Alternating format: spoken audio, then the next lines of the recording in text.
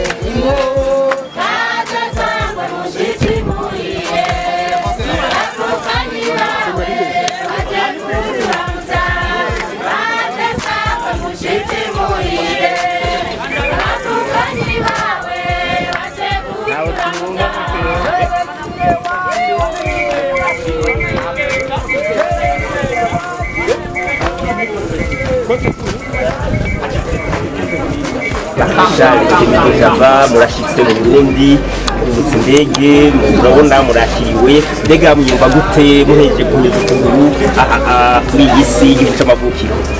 Murakoze, niyumva neza cyane cyane nshitse mbona ikirere kimeze neza usanga igihugu cyanyibarutse ari amahoro ubona n'abaje kutwakira bameze neza kuvuga ndanezerwa cyane rwose ndavye musanze igihugu na bene wacu wahora wibera hariya mu bihugu vya Burayi hari hahize iminsi itari mike utaza mu Burundi mbega aho gatima hagize katizimbire kuraba igihugu canyibarutse gatima kavuye aho gatima mu bisanzwe Burundi mumbamwe mu mutima nuko ntabandi ngaha bari kumwe nabwo nicyo gituma igihe gitoya kirekire ntashitse ngo ndabyibonere n'amaso uri mu mutima sinabubona ubwabo ndabubona. Ntamwumvira Burundi mu maradiyo mu binyamakuru umuje kwirabira Burundi imbona kubona neza cyane kandi ndakunze kuza kenshi kuburaba no kugira ngo ndabe icyo naje bifashije igihugu cyanyarutse. Murakoze.